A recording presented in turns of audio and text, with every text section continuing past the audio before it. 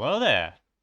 The Star Wars franchise has had several dozen superweapons outside of the mainline movies, many of which even some die-hard Star Wars fans are not aware of.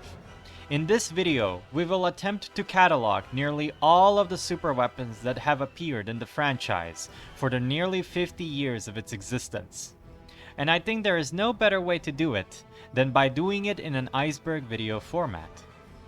Throughout this video, you will often hear me use the terms before the Battle of Yavin and after the Battle of Yavin. This is a commonly used timeline metric within the Star Wars fandom. Essentially, before the Battle of Yavin means the events mentioned happened before Episode 4, and after the Battle of Yavin, logically, means it happened after Episode 4. I will go into as much detail as I can about each superweapon listed on the iceberg, though do note that I won't talk about every single aspect of each superweapon, as that would make this video even longer than it already is. I will talk about when and by whom the superweapon was made, how it functions, and I will also explain the brief history of the superweapon and the most important events it participated in, if any. Although you don't have to be a huge Star Wars nerd, like me, to enjoy this video, it is advisable that you have watched all 9 mainline Star Wars movies before watching this iceberg, as most Star Wars movie characters, locations, and events will be mentioned within the iceberg video without additional description. Also, the movies are gosh darn amazing, so you're missing out if you haven't seen them. You better have seen them. The video will be split into 3 parts. This first part will cover the first and second layer of the iceberg. I will put timestamps on the video for every entry in the iceberg, so if you are curious about a certain superweapon, feel free to go to it, though I recommend watching all the entries to get the full experience, as in some entries I will make references to superweapons looked at prior. We have a long journey ahead of us, so please make sure to get comfy, grab something to eat and drink, and enjoy the show. So without further ado, let's dive into the iceberg. Layer 1 of this iceberg will contain superweapons that appear in the movies, and all people who have even a passing interest in Star Wars should know about.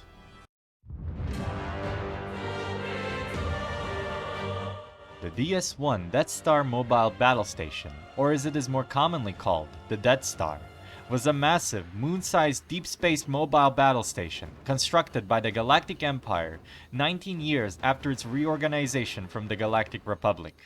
The Death Star had the ability to completely obliterate a planet using a very powerful laser. The laser, dubbed the MK-1 Super Laser or the Concave Dish Composite Beam Super Laser, depending on the canon, would pierce the surface of the planet and superheat its core, causing the planet to explode from the inside, leaving only behind an asteroid field. The super laser was composed of an array consisting of a focusing lens that housed 8 tributary lasers. Inside each of the lasers was a giant kyber crystal, a type of crystal used to power lightsabers. This giant crystal was artificially created from shards of many smaller crystals, which would mimic the properties of natural, normal-sized kyber, though on a much larger scale. The laser itself was powered by hypermatter, which was typically used as fuel for starship hyperdrives. The chief goal of the battle station was to induce terror within the inhabitants of the galaxy, squashing any formation of a formidable and organized resistance movement. The history of the Death Star diverges depending on which canon you are looking at. In both the Disney and Legends canons, the Death Star was originally conceptualized by the Geonosians, and its plans and early construction projects were controlled by the Confederacy of Independent Systems. Once the Confederacy fell, the Empire acquired the plans and continued the construction the Separatists had started. In Disney canon, the construction of the Death Star was a big secret, to the point that anyone who knew of the construction of the battle station but wasn't deathly loyal to the Emperor was swiftly executed. Even the Geonosians, who were enslaved and forced to build the battle station, were nearly completely eradicated by the Empire once they had served their purpose in the project. And people say that Disney canon is soft. Ugh. The Legends canon was no better, however. While the Empire was not as cutthroat about keeping the Death Star a secret, they still utilized a lot of slave labor to build the Death Star, namely the Wookiees. the Wookiee planet of Kashyyyk was turned into a massive slave camp, the walking carpets being processed and delivered to factories to manufacture the battle station parts.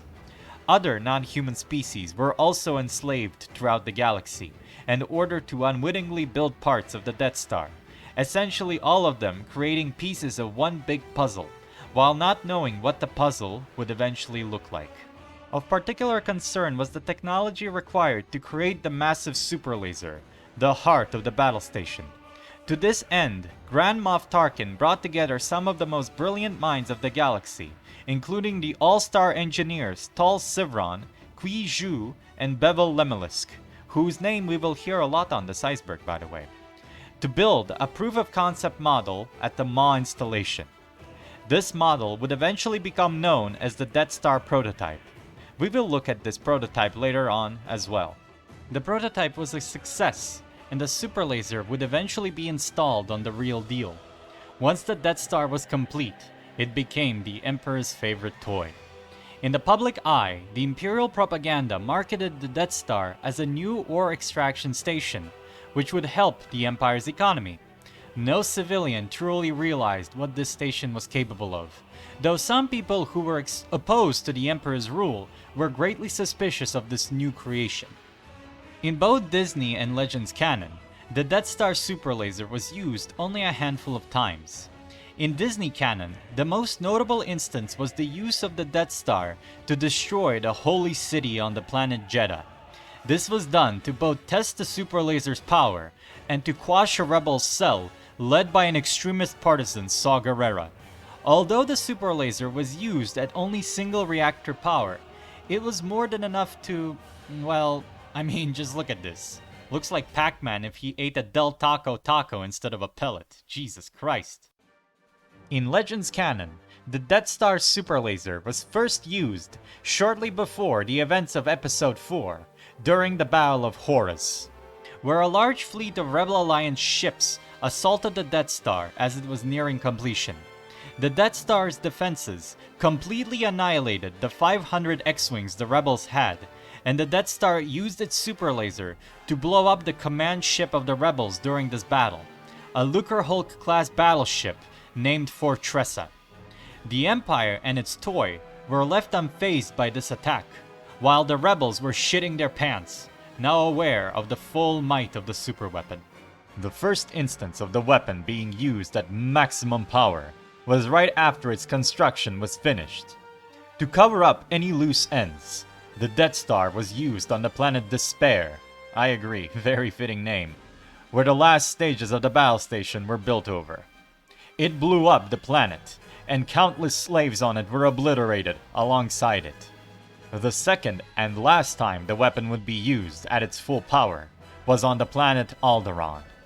The planet was destroyed as a show of force, leaving behind only an asteroid field where the planet once was, and snuffing out billions of innocent lives.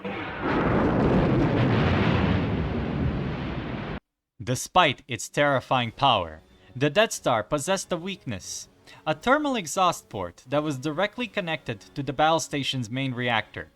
A single proton torpedo shot into the exhaust port could result in a chain reaction that would destroy the battle station.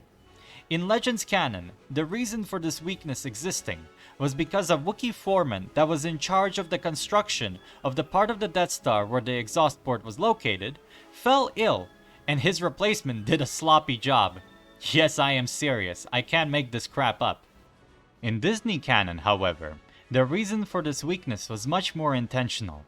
The Imperial engineer who helped in the construction of the Death Star, Galen Erso, had purposefully placed the exhaust port in that location as an act of sabotage.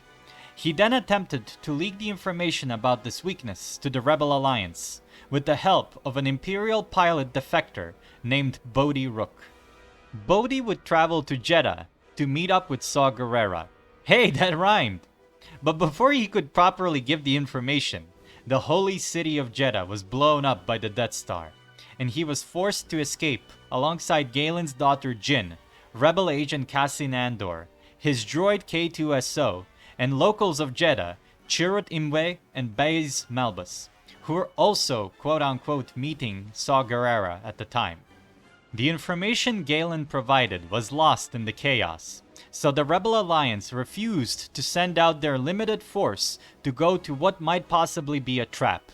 In an act of brave defiance, Jin, Bodhi, Cassian, K2, Chirrut, and Baze, as well as a small squad of rebels, nicknamed Rogue One, led an assault on Scarif.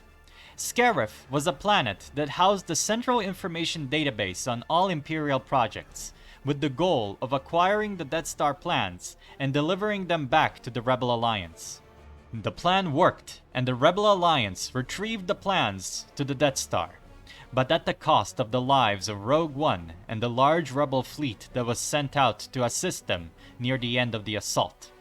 The planet Scarif was also annihilated by the Death Star in an attempt to clean up any potential witnesses to the planet killer's existence. Nevertheless, a single Corellian corvette managed to get out of the decimation of the Rebel fleet, which housed a holodisk containing the plans. In Legends, the Death Star plan leaks were slightly less dramatic and more complex, involving a lot more spying, sabotage, and defection. Firstly, the Rebels, with the help of Han Solo, who was still, flying solo, raided a research station over the planet Koralag, acquiring data that confirmed the existence of the Death Star, though the data contained no technical information that could present a weakness. They then came up with a plan to get all the technical data they could get from multiple different Imperial sources. The rebels stole Imperial communications satellites and placed them all over the Kron Drift asteroid field. The satellites intercepted some technical data transfer from a local research base, and this data was then transmitted to the rebel cruiser, the Independence. The data would then exchange hands among many rebel ships, until ultimately ending up on the rebel corvette, the Tantive 4.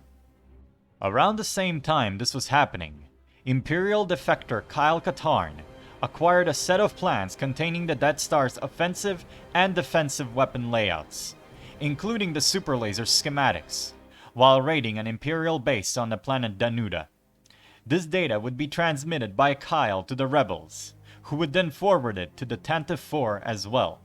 The final point of interest for the rebels in acquiring the full plans of the Death Star was to hit the Imperial research facility on the planet Toprava. The facility contained the detailed schematics for the Death Star's hull, which would be the final piece of the puzzle the rebels needed to find the weakness in the battle station. Here, the story starts to parallel with the Disney canon version of events. As the Empire became aware of the several leaks and raids on their research facilities, Toprava became a restricted planet, only being allowed access by trusted Imperial personnel. This meant that the only people who could get the plans and transmit them would be the rebel cell already covertly established on the planet. This team then launched an attack on the Imperial base, got the plans, and transmitted them to the Rebel Alliance fleet that was engaged in a space battle with the Empire over Toprava. See what I mean by parallels? The plans were successfully transmitted, but, just like in Disney canon, most of the rebels both in orbit and on ground would die in this battle. Tantive 4 was present at this battle also, and had received the plans before hyperspacing away. Some time prior to the Battle of Toprava, another defector, this time an Imperial Moth by the name Callist, worked together with the Botan Spynet to get top-secret Imperial codes that would help get the final pieces of the Death Star plans. Once the Emperor discovered of this treachery, he personally disposed of Moff Callist, and then went to the Bothan homeworld of Botavui, where he did, let's just say, not so nice things to the Bothan population there. Alone, by himself, while laughing maniacally. One Bothan, while begging for his life, revealed to Palpatine that all the data was transferred to the Tantive 4. Knowing this information, Palpatine ordered Vader to get the plans from the ship before it's too late. By the end of this whole ordeal, in both Disney and Legends canons, the rebels acquired the full Death Star plans, and they were in possession of Princess Leia Organa on Tantive 4 while Vader's Star Destroyer Devastator was hot on its heels at the beginning of Episode 4. The Rebels would later use this information to lead a small-scale guerrilla strike on the Death Star. This was labeled the Battle of Yavin. At the end of this tense and fierce space battle, Luke Skywalker used the Force to fire 2 proton torpedoes into the exhaust port as the Death Star was ready to fire on the Rebel base on Yavin. Luke retreated with his friends, and then...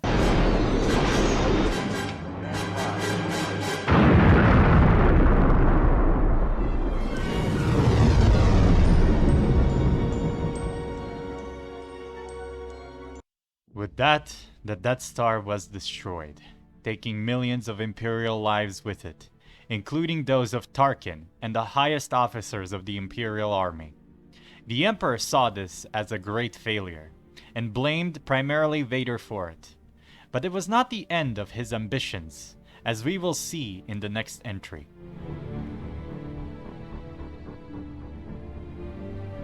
The DS-2 Death Star 2 mobile battle station, aka the second Death Star, was basically the Emperor taking the line from Team Fortress 2's Meet the Engineer. And if that don't work, use more gun.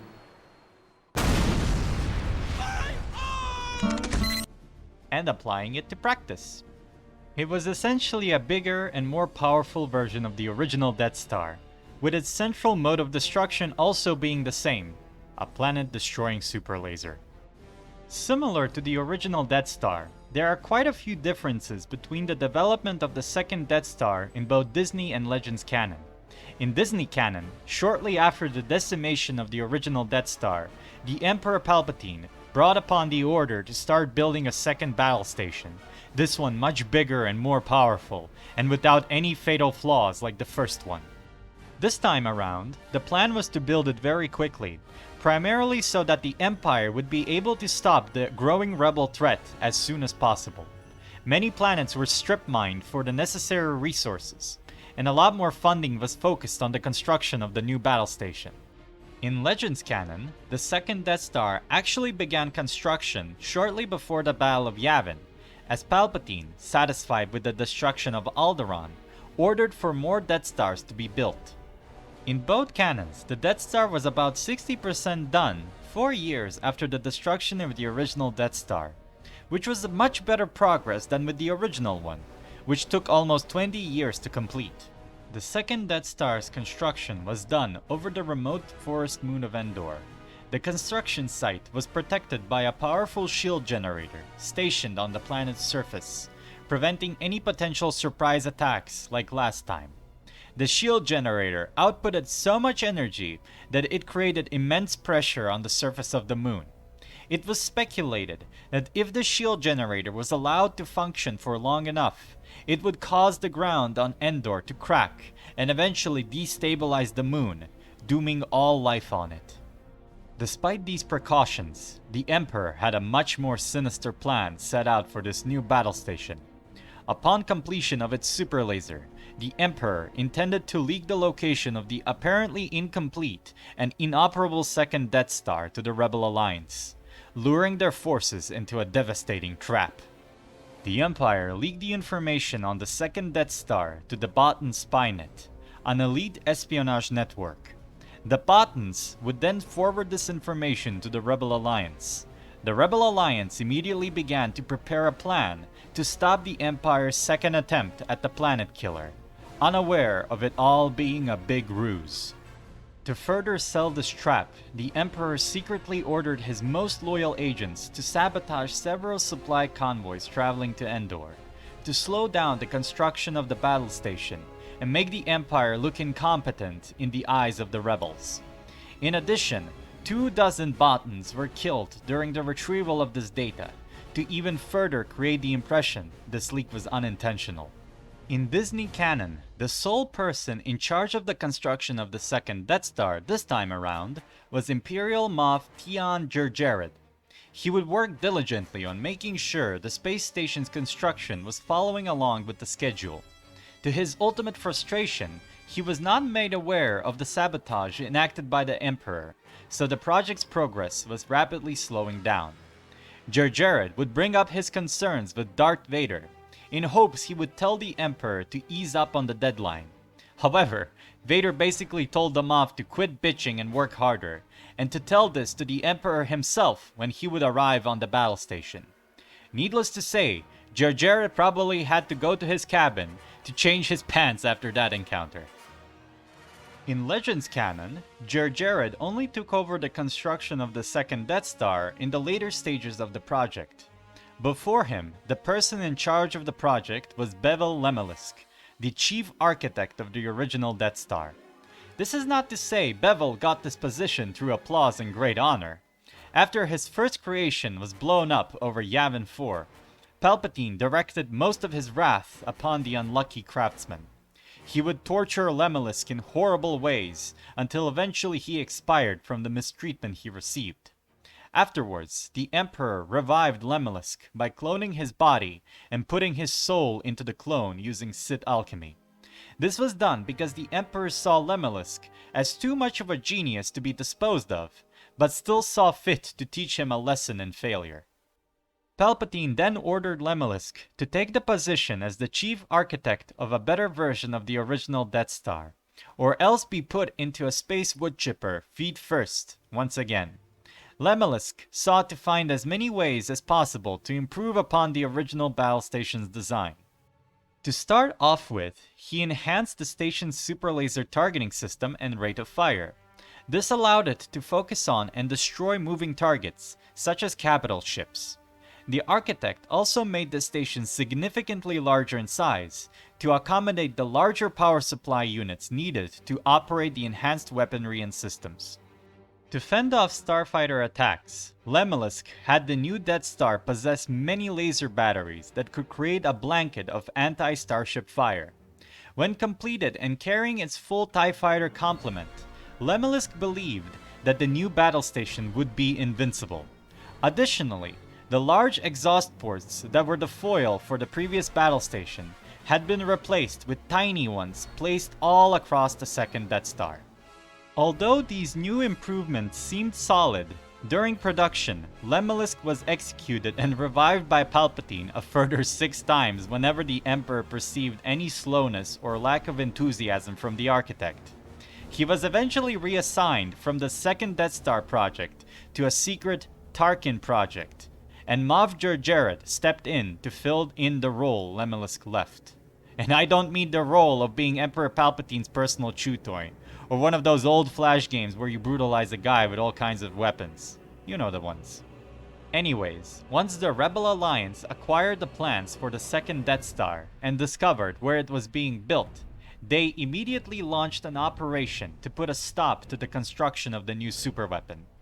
A 2-step plan was created. A commando ground team led by Leia, Luke, Han, Chewie, R2, and C-3PO would assault the shield generator and disable it, after which the entire Rebel fleet, led by Lando Calrissian, would hyperspace to Endor and destroy the superweapon by targeting its exposed reactor core. Although the Rebels had the plans, they believed that the Death Star superlaser was non-operational, which wasn't true and was the ace that the Emperor had up his big black sleeve. And thus, the legendary Battle of Endor would take place to determine the fate of the whole galaxy. At the finale of this epic showdown, Lando Calrissian and Wedge Antilles flew into the center of the second Death Star and blew it up, liberating the galaxy of the Galactic Empire's reign.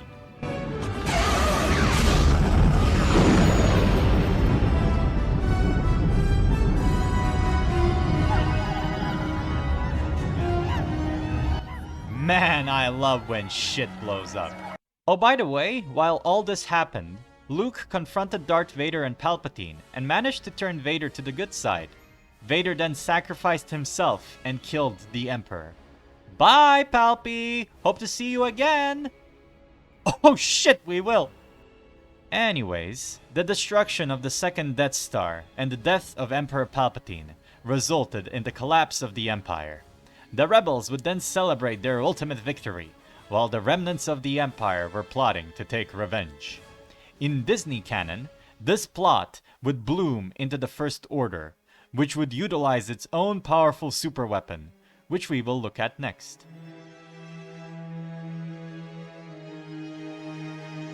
The Starkiller Base was a planet-wide base utilized by the First Order 34 years after the Battle of Yavin, while also doubling as a massive superweapon.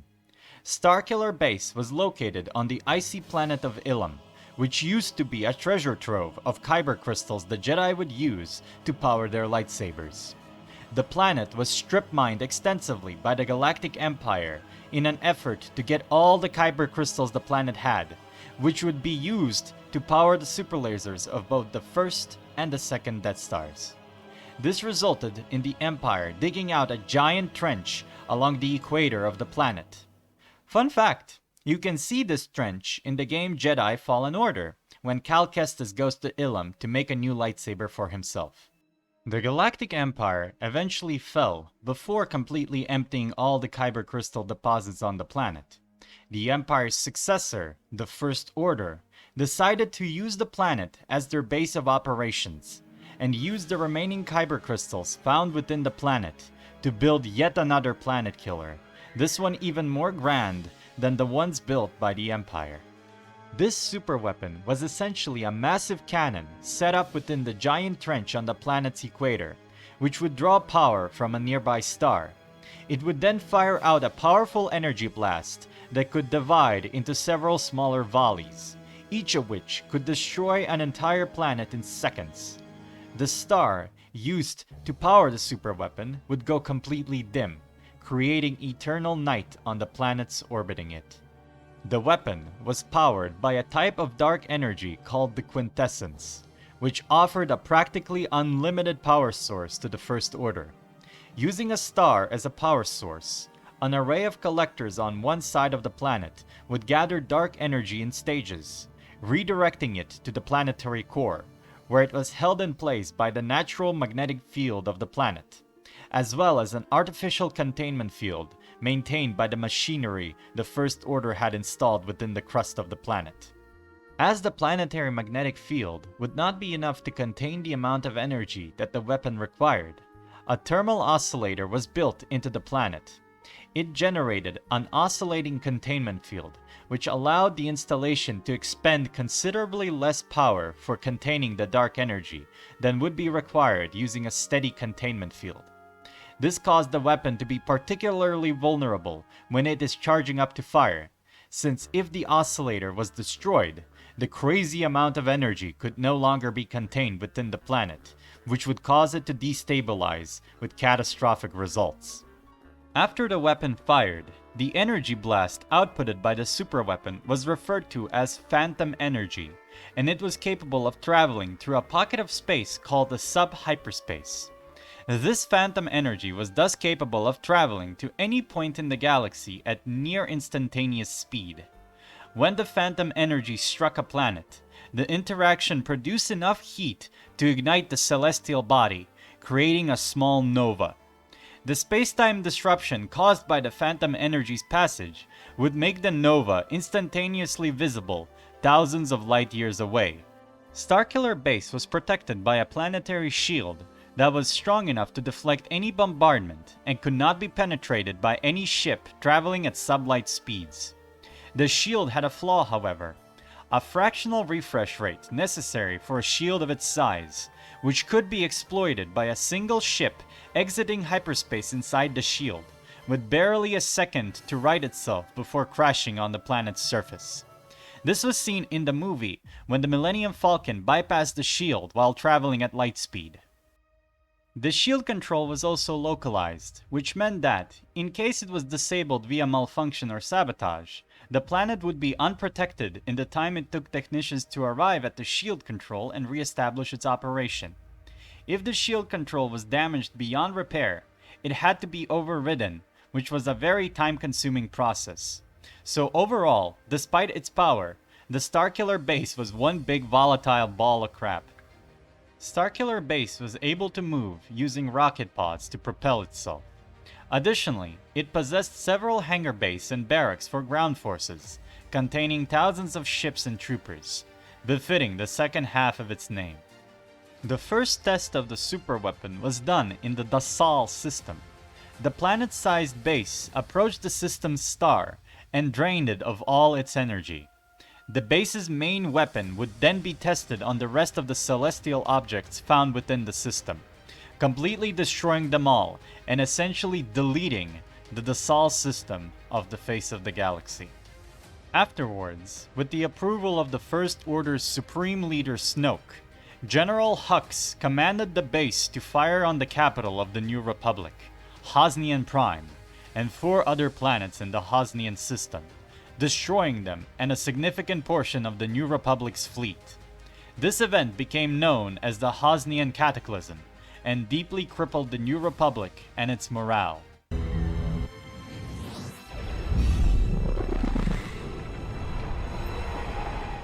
Subsequently, Starkiller Base was being moved to a nearby star to charge up, so it could target the planet Dakar, the headquarters of the Resistance. The Resistance also planned an attack of their own on the First Order base.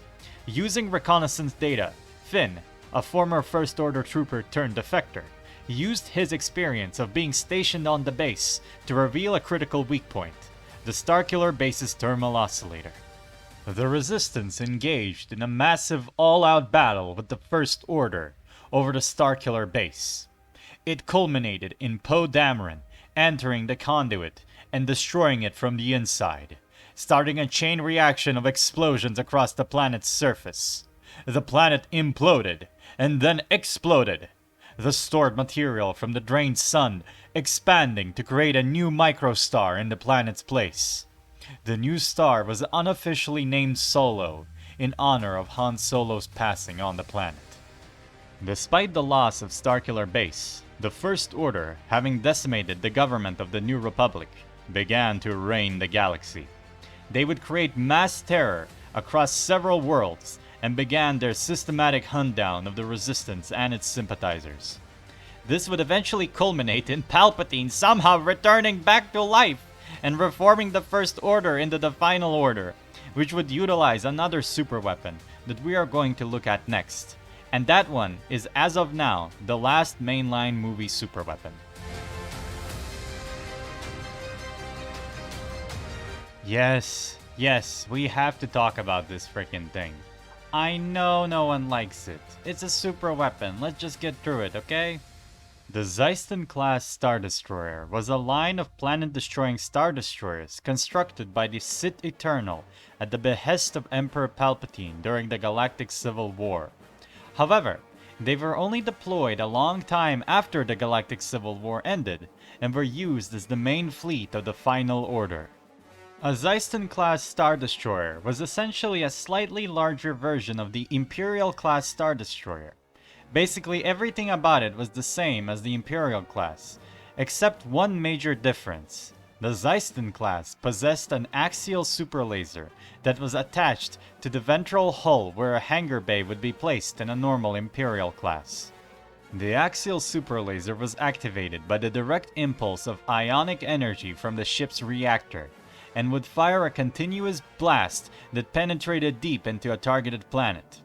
After breaching the surface, the beam pulsated continuously until parts of a planet exploded, eventually resulting in the entire terrestrial body succumbing to a large explosion. Like the original Death Star, these weapons were powered by kyber crystals, though these were specifically bled using the dark side of the Force, imbuing more destructive power into the laser. The axial superlaser was directly tied to the ship's reactor, and so if the superlaser was severely damaged, it would cause a domino effect that would also damage the reactor, resulting in the entire ship quickly getting destroyed. The reactor power had to be managed incredibly diligently by ship's technicians, as any miscalculations could result in absolute disaster.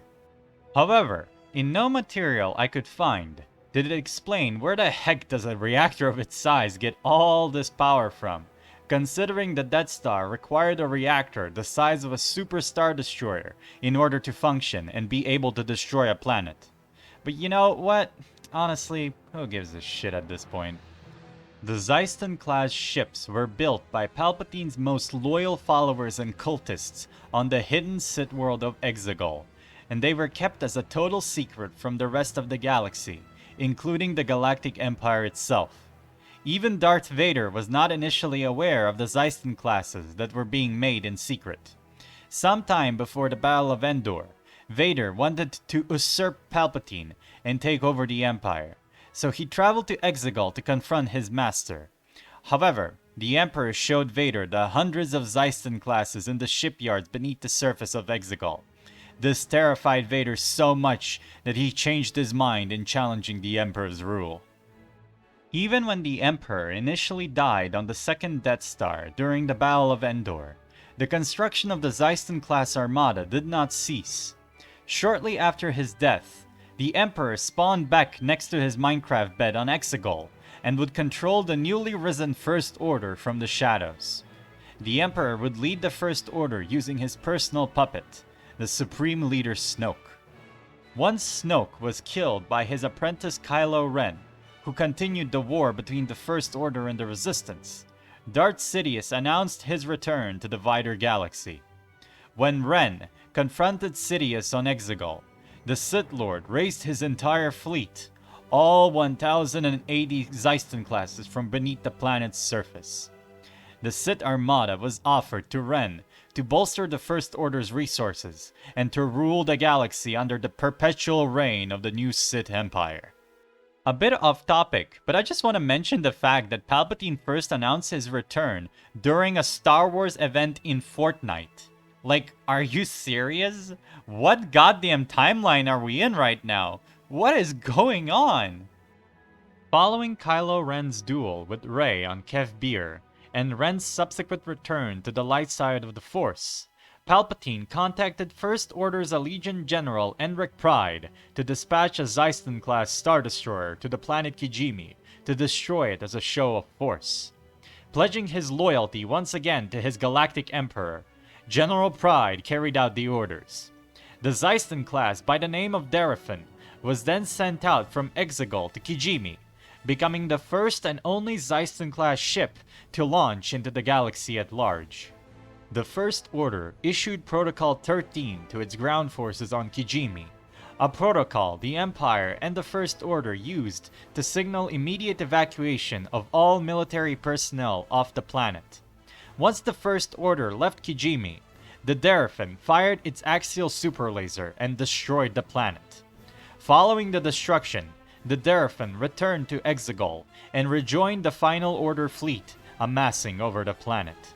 Soon after, the Resistance launched a daring assault on the Sith fleet before it would launch out into the wider galaxy.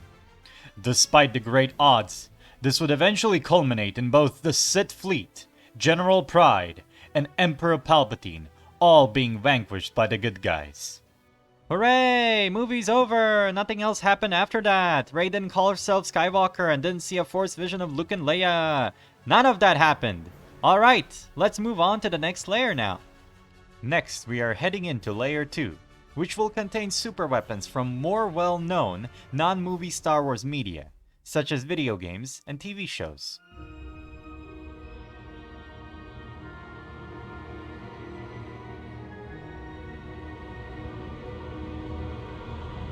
The Starforge was a massive superweapon built by the ancient Rakghouls Infinite Empire about 30,000 years before the Battle of Yavin. The weapon was a massive space station factory that would draw energy and materials from a nearby star in order to produce essentially limitless armies of droids and fleets of ships. The superweapon was also self-sufficient, capable of operating without a substantial amount of crew and being able to self-repair. The Starforge was considered the magnum opus of the Rakghouls Infinite Empire, the tool they would use to ensure their empire lasts forever.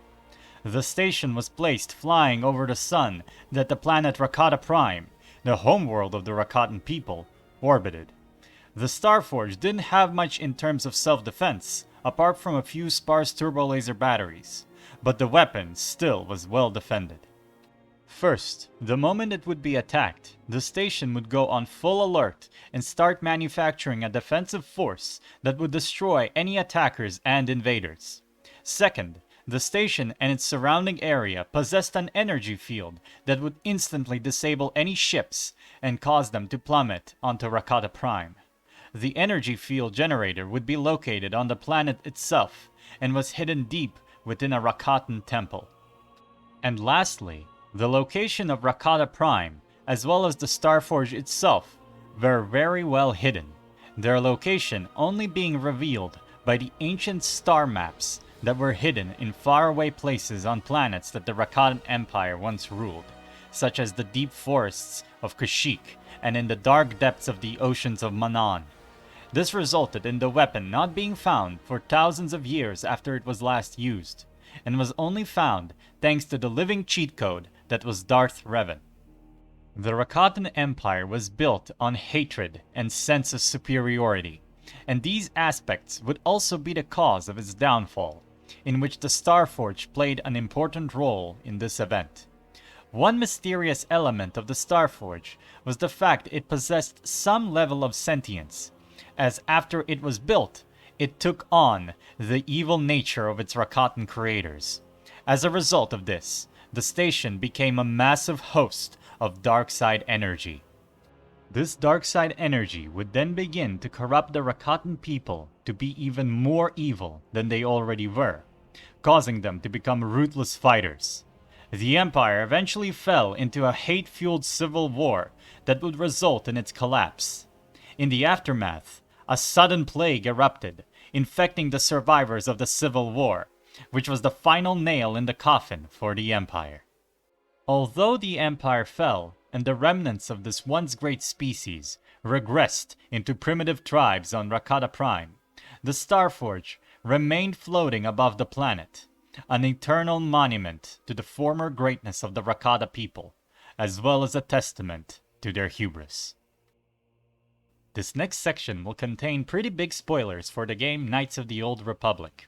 If you have not played this game and do not wish to be spoiled, I highly recommend you skip to the next spot on the iceberg and go play the game as soon as you can.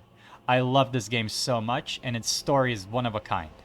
If you have played KOTOR before, or don't care for spoilers, let's just continue. Thousands of years later, after the fall of the Rakata Empire, the Sith Emperor Vitiate learned of the rumors of the Starforge. He ordered Darth Revan and his apprentice, Darth Malak, to find the superweapon, so that the Sith Empire could use it against the Galactic Republic. Both Sith Lords managed to find the Starforge, and, instead of telling its location to the Emperor, betrayed him and used it to build a massive fleet that would strike against the Galactic Republic and heavily cripple it. Their plan was to take over the galaxy to face off the Sith Empire themselves. Right before the Galactic Republic could fall, however, the Jedi set a trap for Darth Revan. A Jedi Knight by the name of Bastila Shan used the special powers of battle meditation to enhance the fighting skills of her allies long enough for her and a bunch of Jedi to board Revan's flagship and attack him. This resulted in him being left barely alive and in a comatose state, while Darth Malak escaped. Revan's memories of his past were then wiped and replaced with memories of him being a loyal soldier of the Galactic Republic. Darth Malak, discovering his former master was still alive, wished to kill him to make sure he can't tell the Jedi the location of the Starforge and ensure he could be the true and only ruler of the new Sith Empire. While the newly reformed Revan was escaping Darth Malak's assassination attempts, he started regaining memories of his former life, namely the location of the star maps that he and Malak used to find the Starforge. The Jedi Council would then task Revan with finding these star maps so the Galactic Republic could find the Starforge and end the infinite fleet of the new Sith Empire. Revan traveled to Manan, Tatooine, Korriban, Kashyyyk, and Dantooine, and discovered the 5 star maps he needed to find the location of the Starforge. Before being able to journey to Rakata Prime, however, Malak managed to ambush Revan and reveal to him his Sith past. This caused great distress in Revan and his companions, during which Malak managed to kidnap Bastila Shan so he could use her battle meditation to make the massive Sith military even more powerful. Revan and his companions soon got over the minuscule fact that he was once the greatest threat to the Galactic Republic and would set course to Rakata Prime. When arriving at Rakata Prime, Revan's starship, the Ebon Hawk, was affected by the ship-disabling energy field surrounding the Starforge, which caused it to crash onto the home world of the ancient empire. After disabling the force field generator and fixing his ship, Revan and his crew boarded the Starforge. Revan saved Bastila, who was briefly turned to the dark side by Malak, and faced off against his former apprentice. After a very annoying fight, like for real, Malak's a little bitch, I fucking hate fighting him, Revan defeated Malak. The Starforge would afterwards be destroyed by the New Republic fleet while under the influence of Bastila Shan's battle meditation.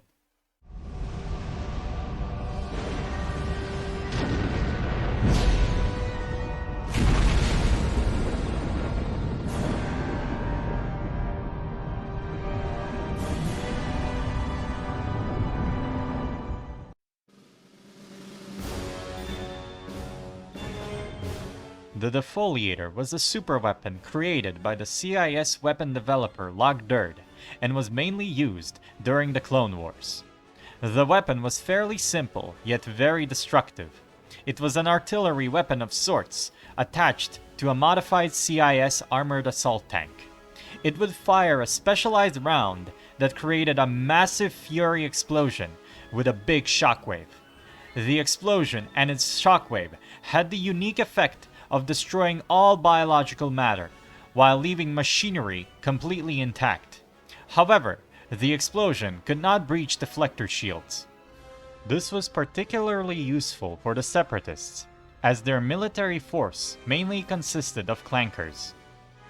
The weapon was first tested on the isolated world of Meridian. The Neimoidian Rakghouls decided to use this remote planet as a testing ground due to its lush fauna and flora.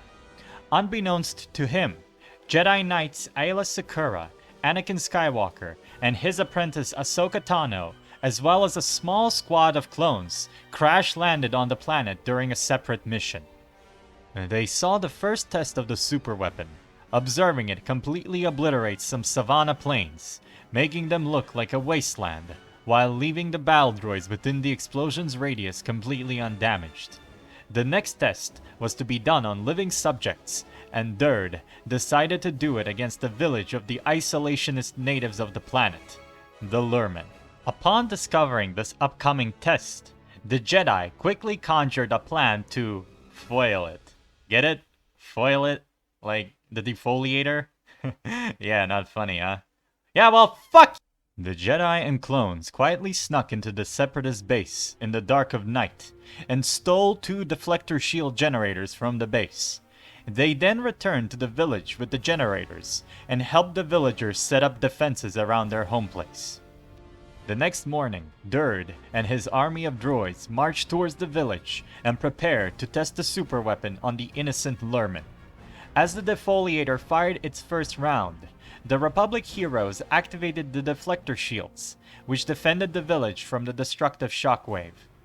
The infuriated Durd ordered his droid army to assault the village and disable the generators. The Jedi and clones easily dispatched the droids. In the meantime, Anakin started bum-rushing the Defoliator.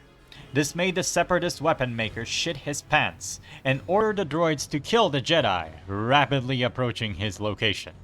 Before the Defoliator could be fired at the village again, Anakin reached the superweapon, sliced its cannon off, and cut up the droids guarding it. Durd further emptied his bowels and tried to run, but Anakin force-lifted him like a little bitch, thus ending Durd's casual attempt at killing innocent civilians. The superweapon wouldn't be seen used much afterwards, though it was utilized during the Separatist attack on the planet Dathomir. which was done as revenge by Count Dooku for the betrayal of his former apprentice Asajj Ventress.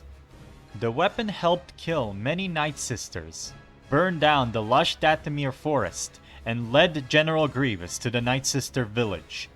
Asajj Ventress would then steal a Separatist tank and used it to destroy the Defoliator. This, however, was not enough to stop the ultimate victory of the Separatists over the Night Sisters. The last time the Defoliator technology was seen was during the Dark Nest Crisis 35 years after the Battle of Yavin, where the Chiss would use it against the insect-like Killik colonies. This version of the Defoliator wasn't used to destroy all organic matter, but was instead used to annihilate food sources for Killiks, causing them to starve or leave their colonies. The Defoliators would eventually be disabled by the Alderaan noble turned Killik thrall, Raynar Thule.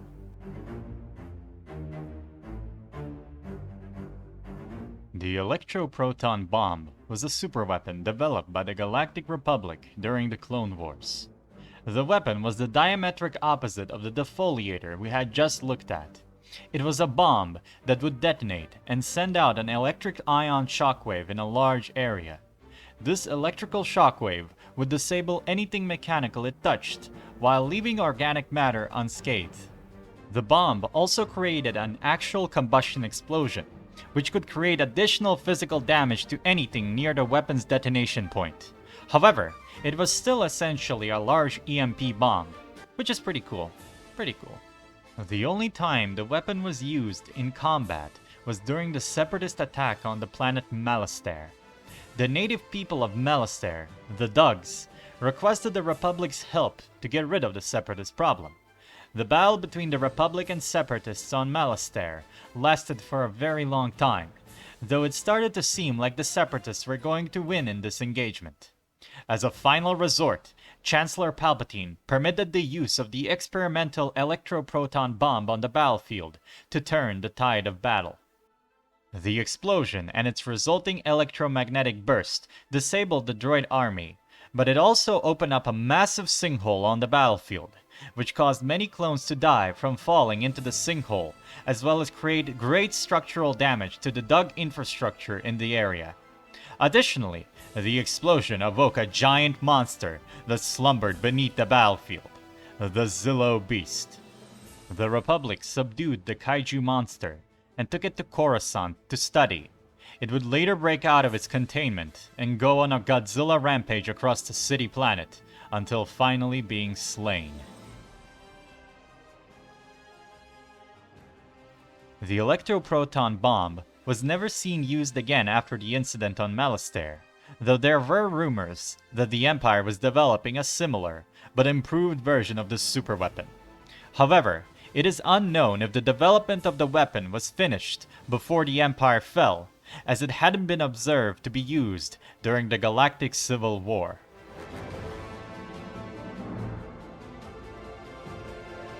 The Malevolence was a superweapon developed by the Confederacy of Independent Systems during the height of the Clone Wars. It was a massive, multi-kilometer-long dreadnought, and was the flagship of the fearsome General Grievous during its operation. The ship was bigger than any other ship that was in service by both the Republic and the Separatists at the time it was active.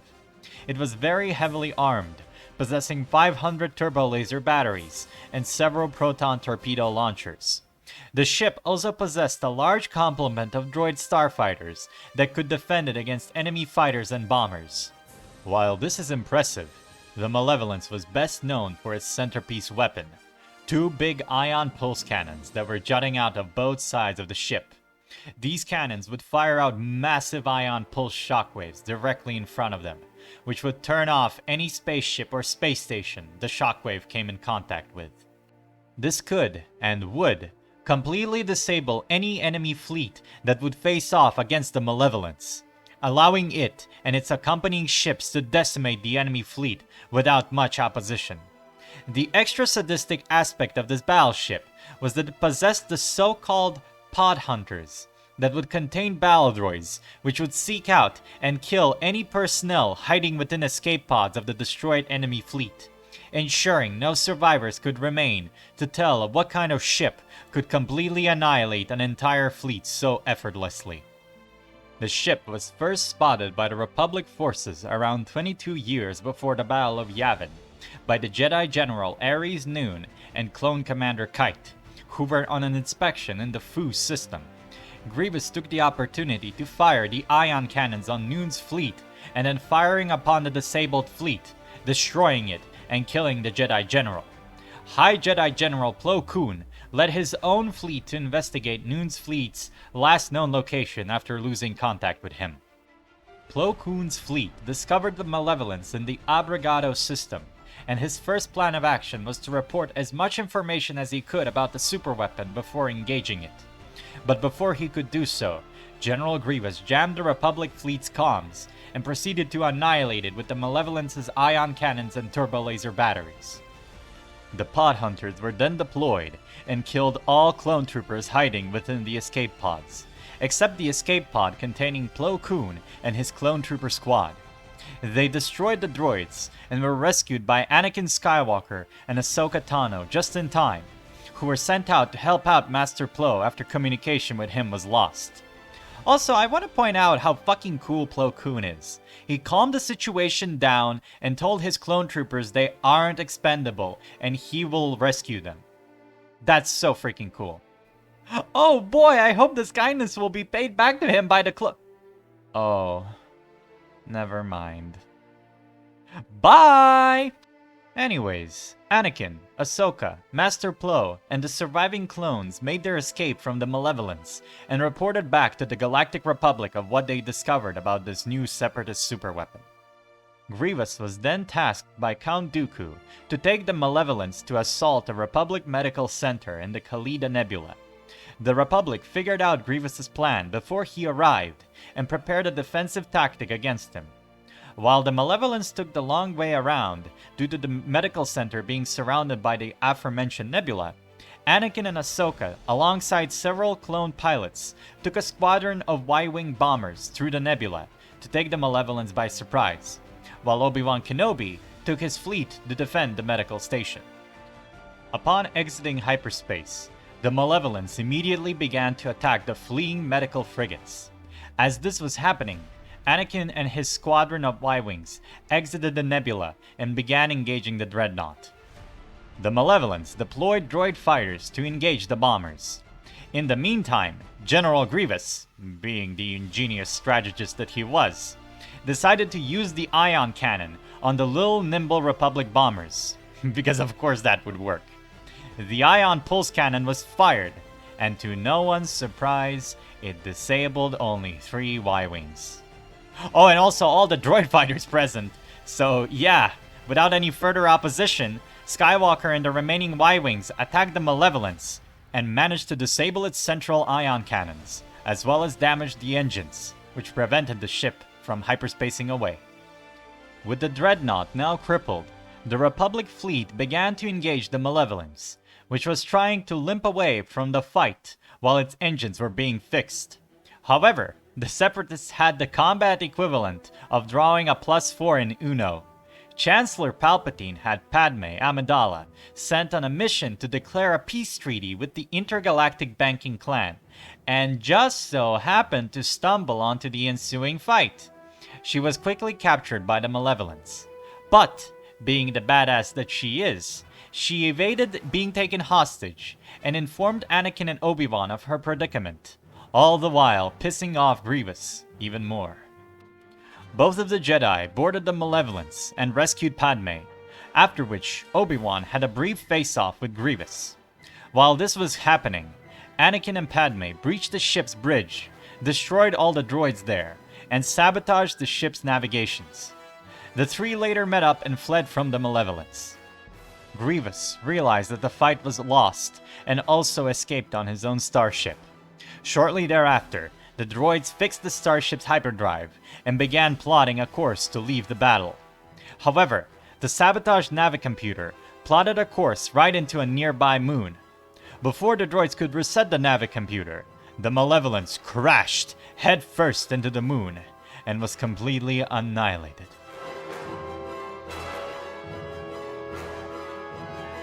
The Malachor Superweapon was an ancient Sith superweapon constructed about 4,000 years before the Battle of Yavin by the ancient Sith Lord Darth Tanis. The true name of the weapon, if it ever had one, is unknown, hence why it is simply referred to as the Malachor Superweapon. While the true mechanism of the superweapon isn't fully explored, it is known to require a big kyber crystal to function, and would be activated using a holocron. Once triggered, it would create a massive energy surge. This energy surge would cause all living things within the area to die and petrify into stony statues. The superweapon was first used during the Great Scourge of Malachor, which was a battle between the Sith and the Jedi on the planet. The superweapon was built before the battle, and the Jedi attempted to destroy it. Before the Jedi could do so, however, the Sith activated the superweapon, destroying themselves and the Jedi attackers. Their petrified remains would stay as a warning of what happened on this planet for thousands of years to come. Though, as we are about to see, their sacrifice really didn't mean jack shit. Thousands of years later, sometime before 32 years before the Battle of Yavin to be exact, Darth Maul discovered the existence of the Malachor Superweapon while still under the tutelage of Darth Sidious. Many years later, Maul, who survived being cut in half by Obi-Wan on Naboo, and now a broken and vengeful man, would trick a young Jedi Padawan by the name of Ezra Bridger into becoming his apprentice and helping him gain access to the superweapon. Maul planned to use the weapon to quote-unquote exact his revenge on all his enemies, whatever that means. Though he tricked Bridger into believing that triggering the device would let them know how to defeat the Sith. The Empire's Inquisitors, who were hunting the remaining Jedi, attempted to stop Bridger and Maul from using the holocron that would activate the superweapon, but were killed during the encounter. Bridger, not knowing of Maul's deceit, activated the superweapon. Shortly thereafter, Darth Vader arrived on the planet. He faced off Bridger, and without much surprise, wiped the floor on the kid. But before Vader could ultimately kill Bridger, Vader's old apprentice Ahsoka Tano intervened. She bought Bridger and his friends enough time to remove the holocron from the temple's central obelisk, thus causing the weapon to malfunction and begin to self-destruct. Maul, as well as Bridger and his crew, escaped the Sith temple housing the superweapon before it collapsed. However, they were forced to leave behind Ahsoka, who was still dueling Vader. While Ezra thought Ahsoka died, in reality both her and Vader survived the superweapon's explosion, and each went their own separate ways, wounded and exhausted.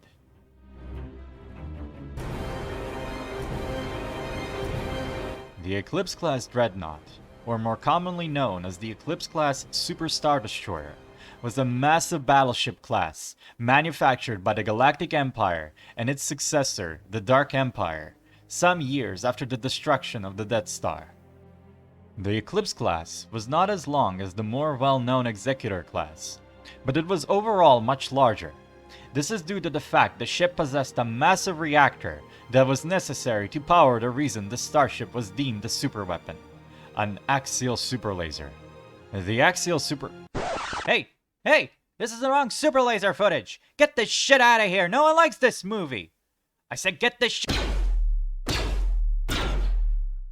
A reminder, find new editor. Where was I? Oh, right! The axial super laser was similar, though much less powerful than the super laser used by both Death Stars. However, it was still an incredibly powerful tool in space combat, as it was even capable of one-shotting an Executor class. Though it was not quite powerful enough to blow up a planet, as was seen in Rogue One, even a shot from a single reactor super laser can make a planet essentially uninhabitable. So it can be surmised that the Eclipse class can cause some heavy damage to a planet's surface. This is in addition to the Eclipse class being fitted out with a massive array of weaponry. Though not as well armed as an Executor class, which had 2,000 turbo laser batteries, it still had an impressive 500 turbo laser batteries. That's 10 times more than an Imperial-class Star Destroyer. This is to say that even if the axial superlaser was unusable, the Eclipse-class still had enough power to hold all on its own against a medium-sized fleet. The Dreadnaught was also outfitted with top-of-the-line hyperdrive, as well as several tractor beam projectors and gravity well generators, making it a true menace in space combat. My favorite way the ship was described was by the crime lord Tiber Zahn, who said, Wonderful name it has, the Eclipse. Certainly blocked out my view of the shipyards. The Empire began the construction of 2 Eclipse-class Super Star Destroyers shortly after the destruction of the first Death Star. They were meant to be flagships of the Emperor Palpatine himself. The ships were creatively named Eclipse-1 and Eclipse-2. Eclipse-1 was built at Kuat, which is where most Imperial Star Destroyers were built, and Eclipse-2 was built at Biss, which was the chief stronghold of Emperor Palpatine, and would be the capital planet of the reborn Emperor's Dark Empire. During the reign of the Emperor, the Underground Information Network discovered the existence of the Eclipse-1 and its role as the flagship of the most powerful man in the galaxy. This led to rumors of it holding great secrets that only the Emperor and his most loyal compatriots knew of. This information also reached Tiber Zahn, the leader of the Zahn Consortium criminal network. He wanted to retrieve this priceless data hidden on the massive ship, so he could sell it to the highest bidder. After the death of the Emperor and the destruction of the second Death Star, the Rebel Alliance launched a massive assault against all major Imperial locations across the galaxy to kick the Imps dead while they were on the ground. One of these targets were the Kuat shipyards, where the Rebels wanted to destroy all Star Destroyers being built at the shipyards, including the Eclipse-1. While the Empire and the Rebels fought amidst each other, Tiber Zahn and his criminal fleet sneaked their way past the raging battle and boarded the Eclipse. Once the other parties caught on as to what was going on, they started to assault the Eclipse-1. Zahn's forces used the axial superlaser on the ship to blast both Imperial and Rebel forces. But remember, Zahn's goal was to retrieve the top-secret data stored on the Eclipse. Once he got it, he decided to leave the ship behind, as he deemed it way too big of a target to use in his criminal empire. Yeah, good luck hiding this thing. After Zahn left, the rebels tried to destroy the Eclipse-1, but the Empire recaptured it and repelled the rebel attack. The Eclipse-1 would eventually be moved to Biss to finish its construction alongside its sister ship. While both Super Star Destroyers were nearly completed, with the axial superlasers installed on both, the construction was significantly delayed due to the Emperor dying for the first time during the Battle of Endor and the collapse of the Galactic Empire. The ensuing power vacuum caused the weapons to be left unfinished.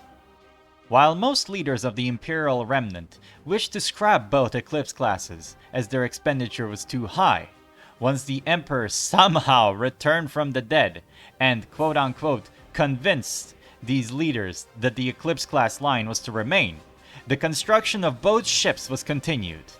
Both ships finished construction about 5 years after the Battle of Endor, meaning both were under construction for about 9 years.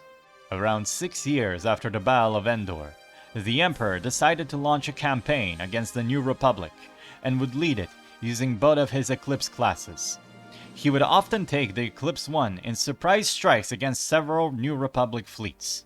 When the Eclipse class was first spotted by New Republic forces, due to its dark hull and menacing shape, it was mistaken for a ghost ship until the moment it started its barrage against them.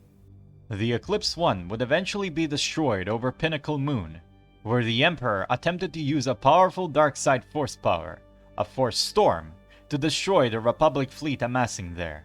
However, Luke Skywalker countered Palpatine using a strong burst of light side energy, stunning the Emperor so that he would lose control of the Force Storm, which resulted in both him and his Eclipse-1 being consumed by the powerful Maelstrom. This was not the end of Palpatine, as he would later come back as a new clone, but this was the ultimate end of the Eclipse-1. Wait a minute. A clone Palpatine? Star Destroyer with super lasers? A Force Storm? Oh my god! Again, it's like poetry, so if they rhyme. Every stanza kind of rhymes with the last one. Hopefully it'll work. The Eclipse-2 primarily served as the orbital battle station over Biss for most of its life. However, after the Emperor respawned, he would commandeer the Eclipse-2 as his new flagship. The Eclipse-2 would primarily be used during the Battle of Onderon, which was the final conflict between the New Republic and the Dark Empire. While the Eclipse-2 caused a considerable amount of damage to the Republic fleet during this battle, it was eventually taken control of by R2-D2, because apparently all it takes to hack into the state-of-the-art superweapon is a bitty little droid. R2 made the Eclipse hyperspace to Biss, where it would crash head-on into the superweapon we will look at later, called the Galaxy Gun. Both superweapons exploded upon collision, ending the Eclipse-class Dreadnaught line of ships.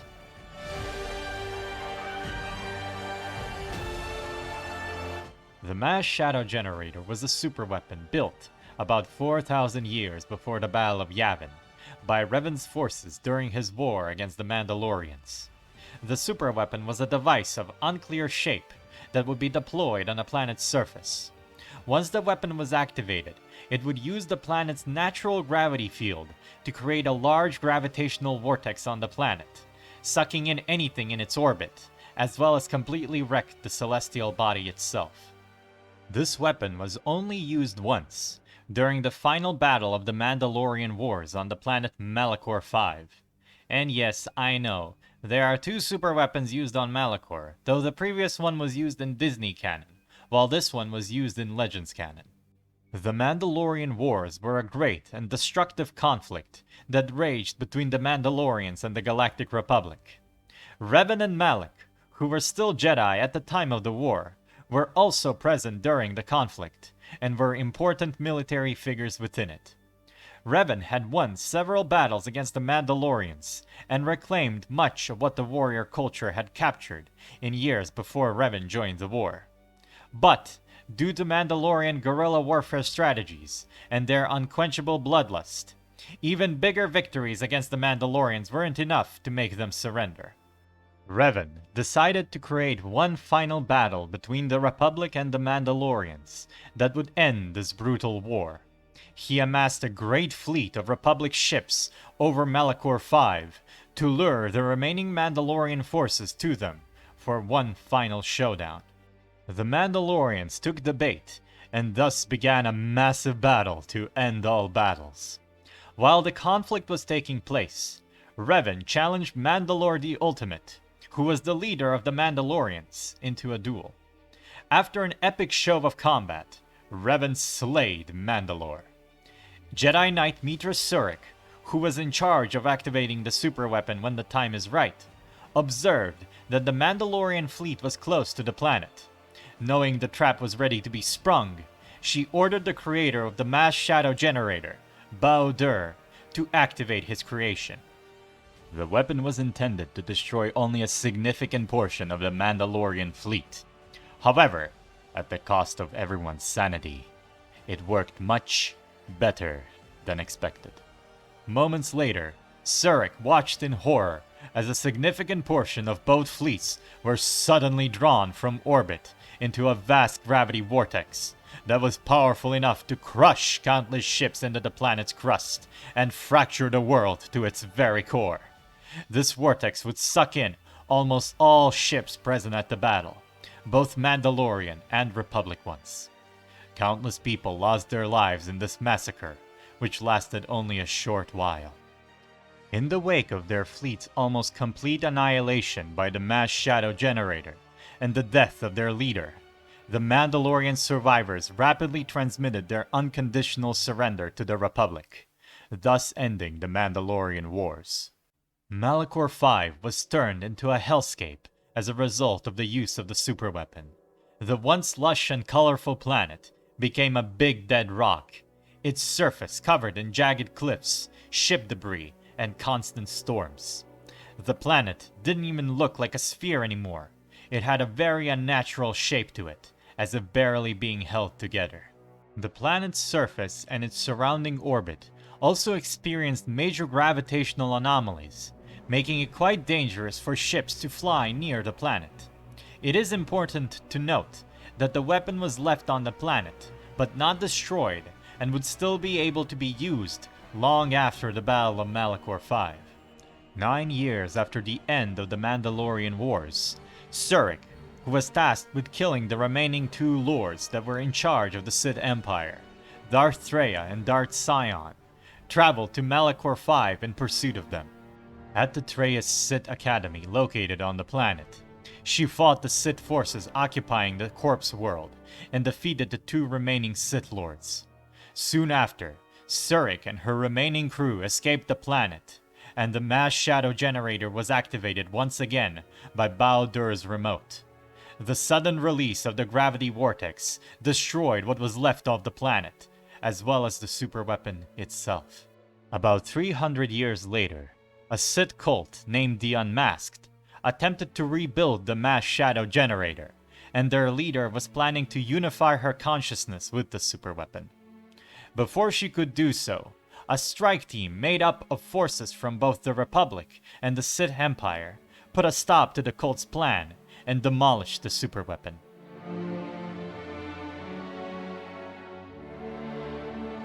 The Blue Shadow virus was a biological pathogen that had caused a galaxy-wide Wait, can I say that? Can I still get sniped by YouTube if I say that word? It caused the galaxy-wide viral spread of the pathogen that caused great death and destruction many years before the Clone Wars. The virus caused the so-called Kandorian Plague, which was especially contagious towards humans. This plague managed to decimate several planets across the galaxy over 1,000 years before the Battle of Yavin. It completely depopulated several planets. It even managed to infect the planet Mandalore, killing most of the Mandalorians living on the planet at the time. Yet another L for the Mandalorians. The virus was 100% lethal, was incurable, and caused great suffering in its victims. The victim's skin would turn pale and bluish, and they would show pronounced blue veins in later stages of the infection, thus creating the namesake of the disease. The user would eventually expire, though the mechanism of expiration wasn't entirely clear. Due to the virus being waterborne only, it was not as easy for the disease to spread. Eventually, as the Galactic Republic developed sufficient containment procedures, the disease started to spread less and less, though the planets it managed to infect would still end up almost entirely depopulated. The last known case of the Kandorian Plague before the Clone Wars was on the planet Kandoria, which was completely depopulated of all its people by the Blue Shadow virus. Ever since then, the disease was believed to be extinct, as the planet was deemed condemned, and there was no real way for the virus to escape it. This was, however, until the token mad scientist Dr. Nuvo Windy, who worked with the CIS, managed to acquire a sample of the Blue Shadow virus during the Clone Wars from a fellow separatist, Zeta Magnus. He turned the Blue Shadow virus into a biological superweapon by creating an airborne strain of the virus, thus making it even more deadly than before. However, while the virus now had a better avenue to spread, it was at a cost of not being as instantly deadly as was the waterborne strain. The incubation period of the new strain was longer, thus taking more time to kill its victims. The lethality was still the same, however. Dr. Windy planned to test the newly developed superweapon on multiple planets by detonating bombs loaded with the airborne virus, and built a secret laboratory deep within one of the many swamps on Naboo. Once the Naboo security force discovered a group of separatist droids patrolling around the grassy plains of the planet, Senator Padme Amidala and Jar Jar Binks returned to their homeworld to prevent any possible secret CIS invasion. Once the secret base had been discovered thanks to Jar Jar being an iconic dumbass, both Padme and Jar Jar were taken prisoner by the mad scientist and his droids. A strike team of Anakin, Obi-Wan, Padawan Ahsoka Tano, Clone Captain Rex, and clones from the Philo First Legion arrived to arrest Dr. Windy, disable all viral bombs, and rescue Padme. Oh, and Jar Jar too. The strike team breached the secret base and eliminated almost all the droids, and captured Dr. Windy.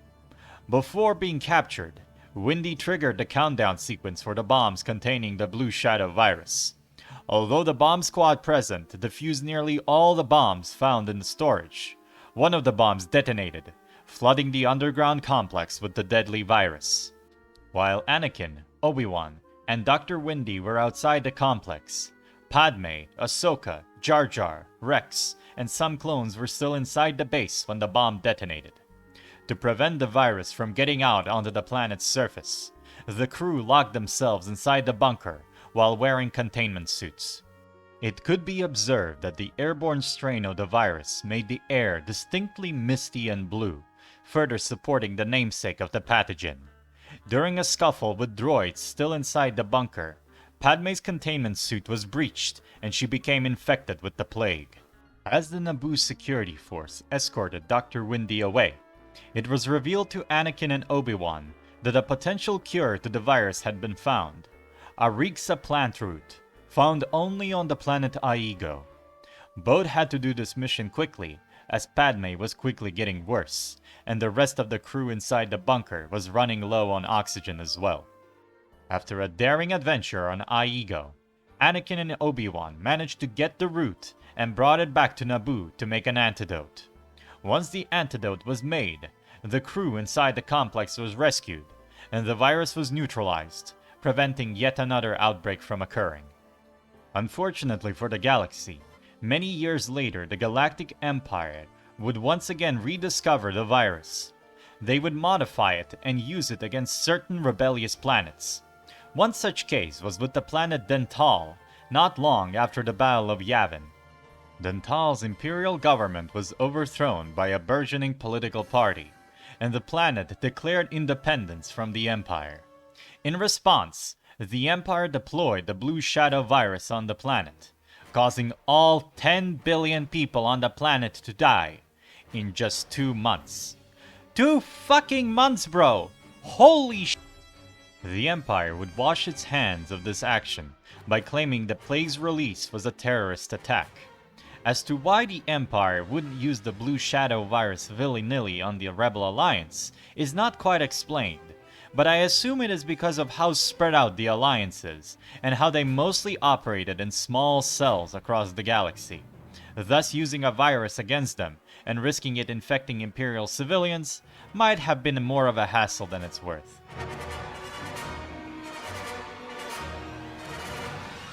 The Arc Pulse Generator, very snarkily nicknamed the Duchess after Duchess Satine Kryze, the pacifist leader of the Mandalorians during the Clone Wars, was a superweapon developed by a Mandalorian named Sabine Wren during her time in the Galactic Empire's army, 5 years before the Battle of Yavin. The weapon's purpose was to specifically target and kill Mandalorian fighters.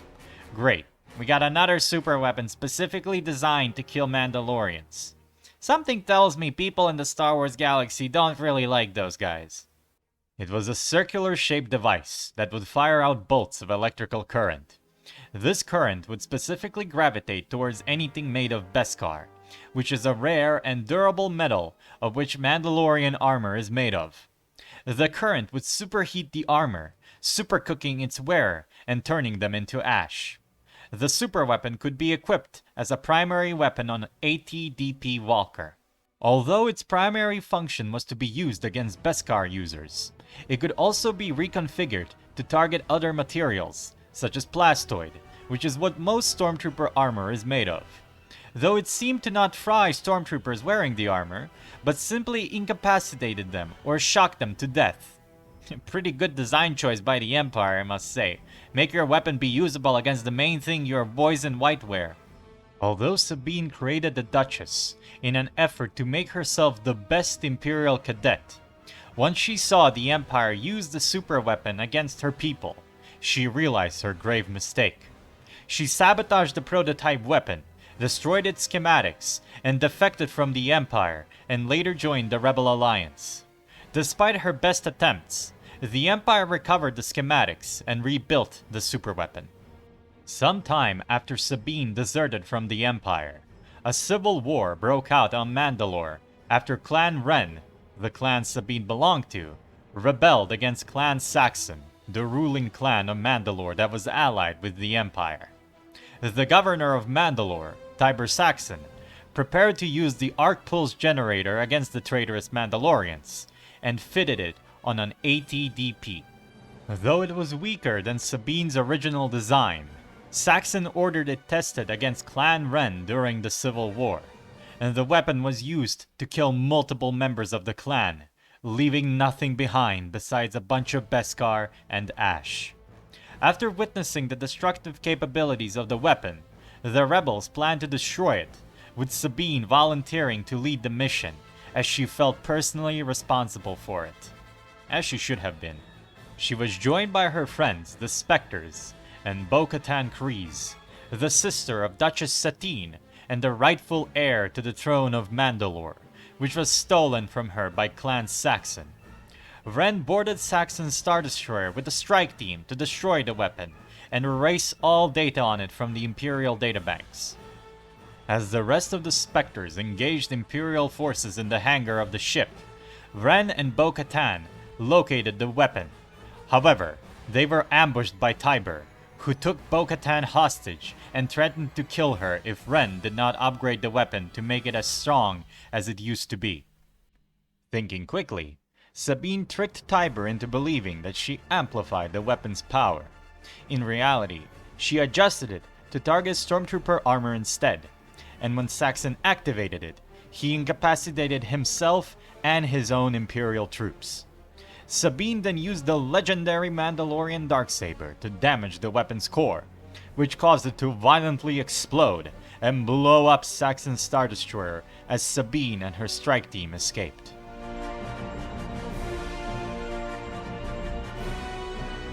The Darkstaff was a superweapon created by an unknown Sith Lord more than 3,500 years before the Battle of Yavin, and would eventually be in the possession of the reconstituted Sith Empire.